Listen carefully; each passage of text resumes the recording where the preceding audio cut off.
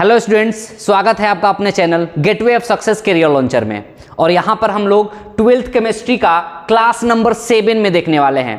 Class number 6 तक हमने देखा था एल्काइल हैलाइड का भौतिक गुण कि एल्काइल हैलाइड कब गैस होता है, कब द्रव होता है, या उसका द्रवनांक क्वथनांक क्या होता है। ये सारी बातें हमने क्लास नंबर 6 में सीखी थी। अब हम एल्काइल हैलाइड भी बना चुके हैं, उसका भौतिक गुण भी देख चुके हैं। तो अब हमारा अगला जो क्लास नंबर 7 है, इसके अंदर हम अब देखने वाले हैं एल्काइल हैलाइड का रासायनिक गुण। तो टॉपिक आप लोग बना लीजिए।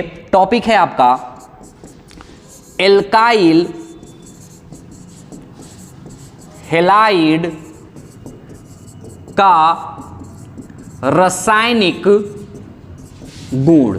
एल्काइल हैलाइड का रासायनिक गुण देखिए तो बउआ, इसके अंदर हमें 3 तरह के रासायनिक गुण पढ़ने हैं। एक पढ़ना है नाभिक रागी विस्थापन अभिक्रिया, और दूसरा पढ़ना है हमें नाभिक रागी विस्थापन अभिक्रिया, दूसरा पढ़ना है विलोपन अभिक्रिया, और तीसरा पढ़ना है धातु के साथ अभिक्रिया। धातु के साथ अभिक्रिया, ये 3 अभिक्रिया पढ़ेंगे तो एल्काइल हैलाइड का रासायनिक गुण हमारा खत्म हो जाएगा। यानी एक बात आपको ध्यान में रखनी होगी कि अब हमारे पास एक क्रियाधारक के रूप में एल्काइल हैलाइड मौजूद रहेगा। यानी क्रियाधार तो हमारे पास रहेगा, अब उसके बाद अक्रमकारी अभिकर्मक अलग अलग आ सकते हैं। एक आपका नाभिक रागी आएगा, एक आपका ऐसा आएगा जो विलोपन कराएगा, और दूसरा हमारा धातु के साथ अभिक्रिया होगा। तो चलिए स्टार्ट करते हैं। पहला टॉपिक नाभिक रागी विस्थापन अभिक्रिया। ध्यान दीजिएगा कि एक आपको यहां पे क्या दिखाई देगा, अगर मैं टॉपिक बना दूं एल्काइल हैलाइड का, एल्काइल हैलाइड का, एल्काइल हैलाइड का नाभिक रागी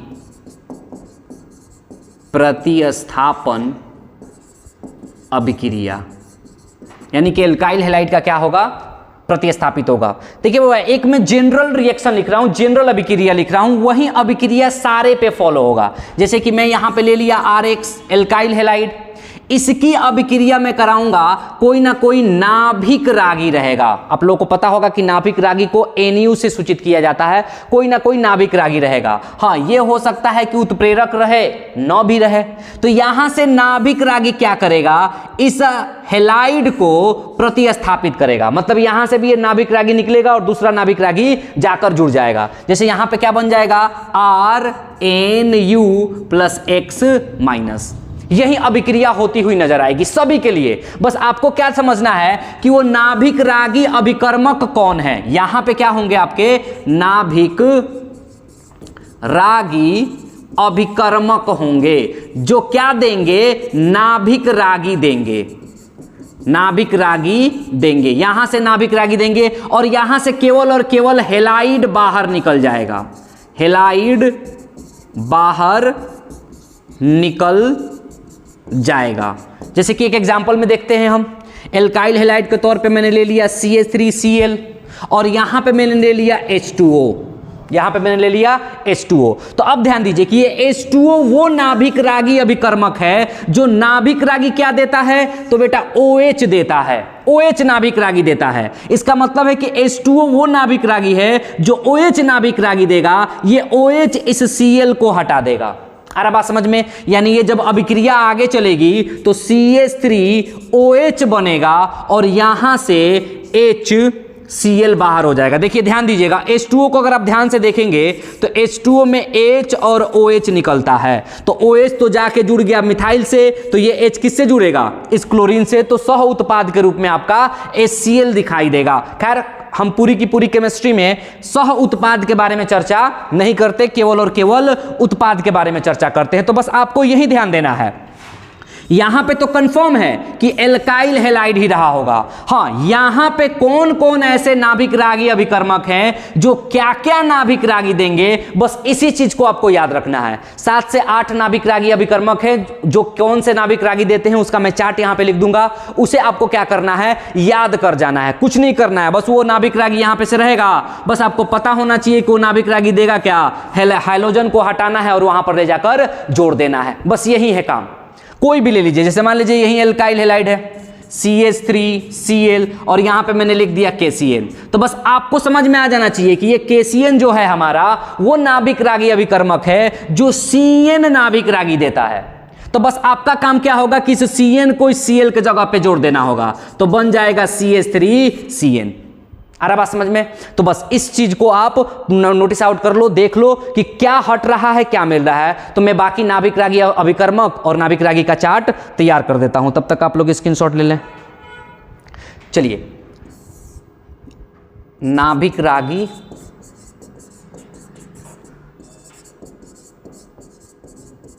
अभिकर्मक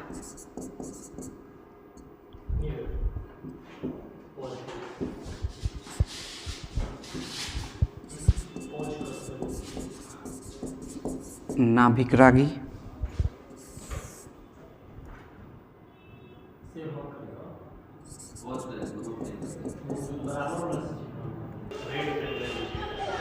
चलिए देखिए हुआ, ये आपका चार्ट है जिसके अंदर मैंने नाभिक रागी अभिकर्मक सारे के सारे लिख दिए हुए हैं और वहां पे कौन सा नाभिक रागी मिल रहा है उसको भी मैंने नोटिस कर दिया है और यौगिक क्या बना रहा है और उसका नाम क्या हो रहा है, ये सारी बातें मैंने लिख दी हुई हैं। जैसे कि या तो KOH, NOH, H2O नाभिक रागी अभिकर्मक है जो क्या नाभिक रागी देगा, OH माइनस देगा, तो आपका क्या बनेगा ROH, मतलब कि एल्काइल एल्कोहल बनता हुआ नजर आएगा। अगर आपको NH3 नाभिक रागी दिखाई दिया तो आपका क्या बनेगा, NH2 बनेगा, तो एल्काइल एमीन, यौगिक क्या बनेगा, एल्काइल एमीन, मतलब कि इसकी अभिक्रिया एल्काइल हैलाइड से होगी। जैसे मैं यहां पे लिख के दिखा दूं आपको, CH3I प्लस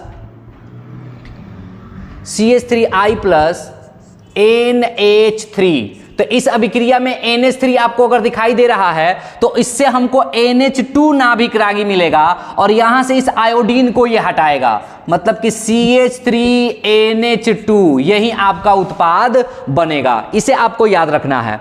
और देखिए यहां पे KCN है जो CN नाभिक रागी देता है, AgCN है जो NC नाभिक रागी देता है, KNO3 है जो ONO यानी नाइट्रो ग्रुप का ही है लेकिन ऑक्सीजन से कार्बन जुड़ता है, AgNO2 है जो नाइट्रोजन से, ये भी NO2 ही है लेकिन नाइट्रोजन से कार्बन जुड़ता है, लिथियम एल्युमिनियम हाइड्राइड है जो केवल हाइड्रोजन देता है, एल्काइल और मेटल है, धातु है जो कि एल्काइल देता है, Na है जो केवल आपको आयोडीन देता है। ये सारे नाभिक रागी है। इसके अंदर सबसे इंपॉर्टेंट ये है जिसका जिक्र अभी मैं करूंगा, क्योंकि KCN का अभिक्रिया जो होता है वो एक कार्बन बढ़ के देता है, तो इसका आप लोग स्क्रीनशॉट ले लें। आगे हम बढ़ते हैं एग्जाम्पल पर। यहां से अगर मैं बात करूं,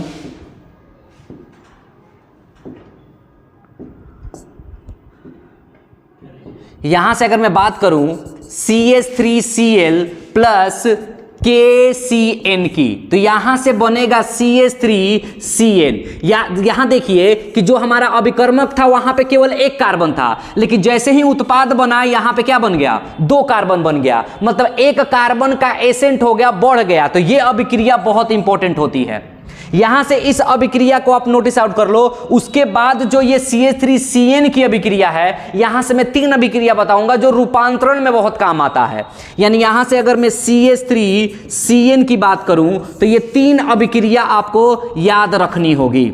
तीनों अभिक्रिया का अलग अलग नाम होता है। यानी कोई भी एल्काइल हैलाइड की अभिक्रिया KCN के साथ करा दीजिएगा तो आपको इथाइल मिथाइल साइनाइड प्राप्त हो जाएगा। उस साइनाइड की अभिक्रिया, यह अभिक्रिया केवल किसके लिए है, साइनाइड के लिए है। तो पहले का नाम होता है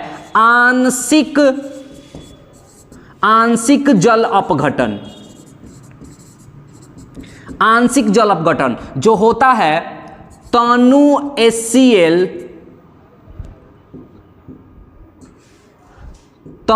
HCl प्लस H2O2 की उपस्थिति में। और यहां से बनता है आपका एमाइड। मैं नाम पहले लिख दूं, क्या बनता है? एमाइड बनता है। तो वो याद रखिएगा, एमाइड कुछ इस तरीके से दिखाई देता है।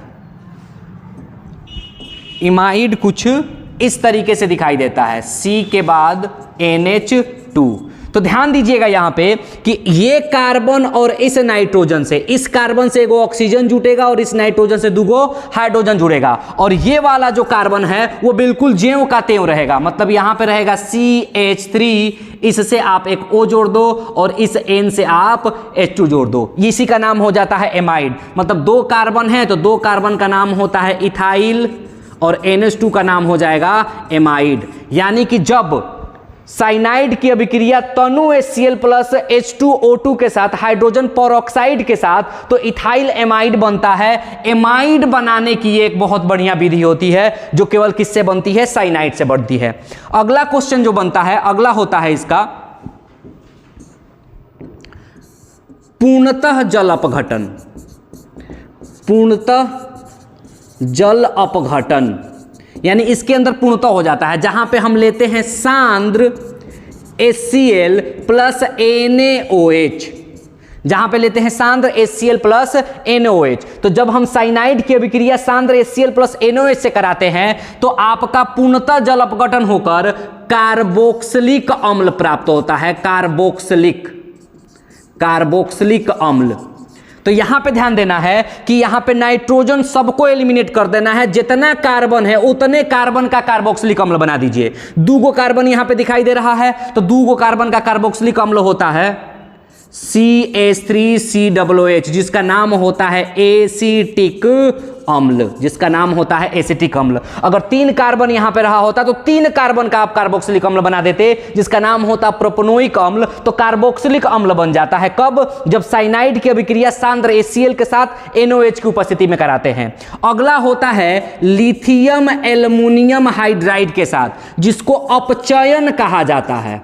अपचयन वो अभिक्रिया होती है जिसमें किसी यौगिक में हाइड्रोजन जुटते हैं। मतलब यहां पर हाइड्रोजन जोड़ दीजिए, कार्बन के साथ भी जोड़ दीजिए और नाइट्रोजन के साथ भी जोड़ दीजिए, यानी कार्बन पे भी दूगो और नाइट्रोजन पे भी दूगो। तो CH3 तो है, ये है CH2 और NH2। ध्यान से देखिएगा इस NH2 को, तो इसका नाम होता है अमीन। यानी यहां से क्या बन गया? इथाइल अमीन।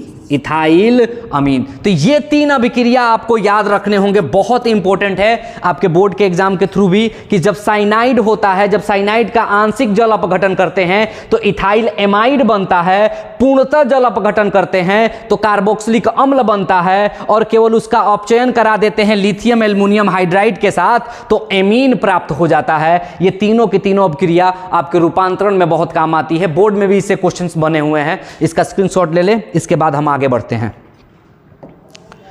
अगली अभिक्रिया जैसे हम लोगों ने देखा था, तो इसके अंदर जो पहला हमारा था, पहला मैंने आपको दिखाया, तो पहले के अंदर मैंने बोला कि नाभिक रागी विस्थापन अभिक्रिया हम करेंगे, तो हमने विस्थापन अभिक्रिया देख लिया।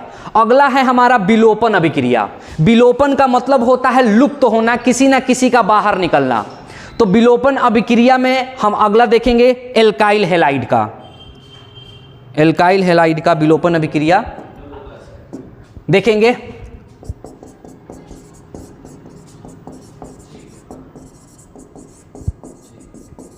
विलोपन अभिक्रिया, तो सबसे पहले तो हमें लेना होगा alkyl halide CH3CH2Cl, ethyl chloride. इसका विलोपन केवल और केवल एक ही उत्प्रेरक की उपस्थिति में होगा और उसका नाम होता है एल्कोहलिक KOH।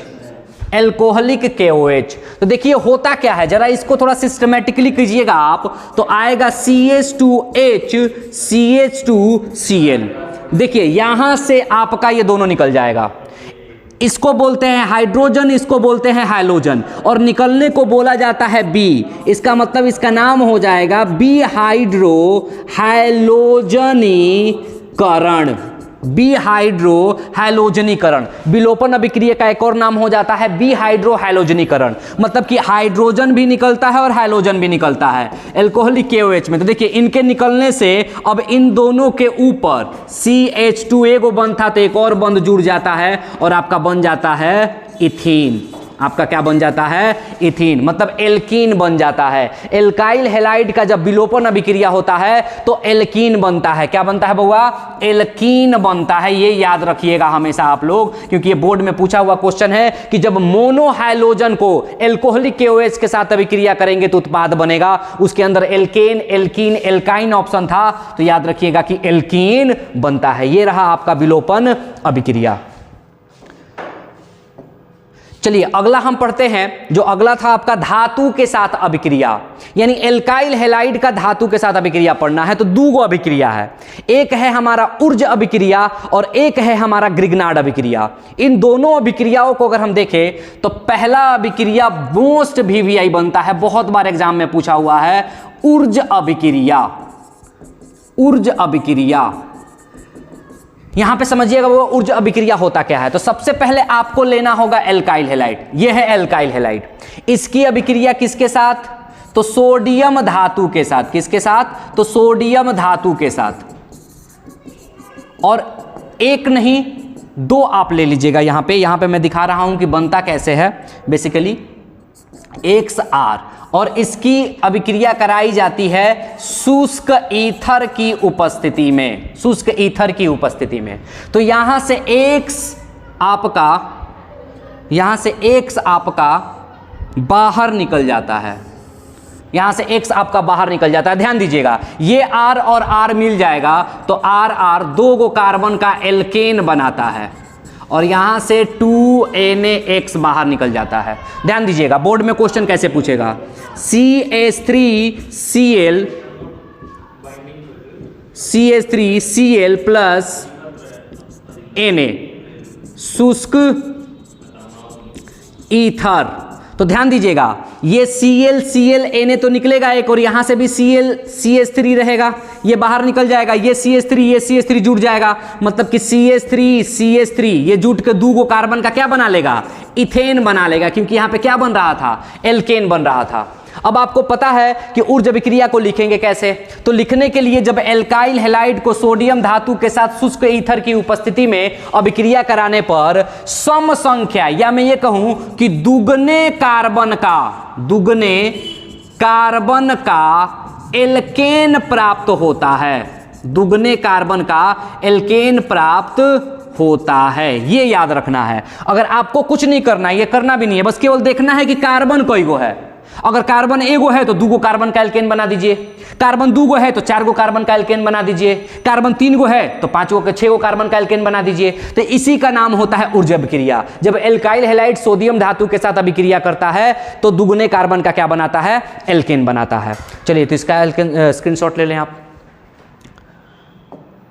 अगला क्वेश्चन है आपका ग्रिग्नार्ड। यहां से बउआ 2 नंबर का भी क्वेश्चन बनता है, ग्रिग्नार्ड अभिकर्मक।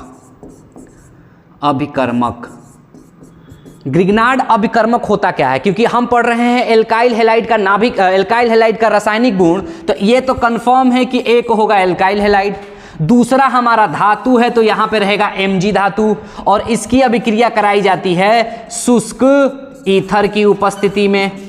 अगर हम शुष्क ईथर की उपस्थिति में इसकी अभिक्रिया कराएं तो कुछ नहीं होता, ये Mg दोनों के बीच में चला आता है, मतलब RMgX यही बनता है। नाम क्या होगा, ध्यान से देखिएगा, इसका नाम होता है एल्काइल, इसका नाम होता है मैग्नीशियम, और इसका नाम होता है हैलाइड, यानी एल्काइल मैग्नीशियम हैलाइड प्राप्त होता है। तो अगर इस चीज को अगर मैं एग्जांपल पे सेट करूं तो एग्जांपल पे देख लीजिए, CH3Cl प्लस Mg शुष्क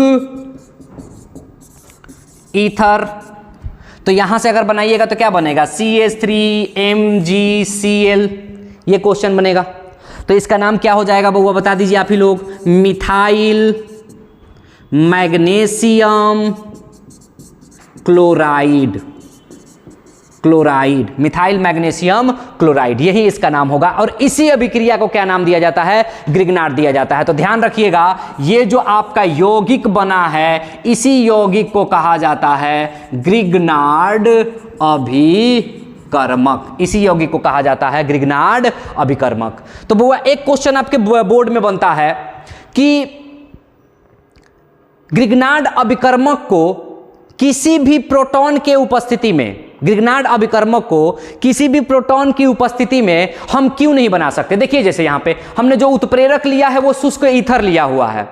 यहां पे क्या हम कोई जल वाला नहीं ले सकते थे? नहीं ले सकते हैं। क्यों नहीं ले सकते हैं? आइए समझते हैं। यानी कि अगर आपसे क्वेश्चन पूछा कि हम ग्रिग्नार्ड अभिकर्मक को जल की उपस्थिति में या निर्जलीय अवस्था में ही क्यों बनाते हैं, अगर ये क्वेश्चन आपसे करे तो उसका आंसर क्या होगा? ध्यान देना है कि ये है हमारा ग्रिग्नार्ड अभिकर्मक,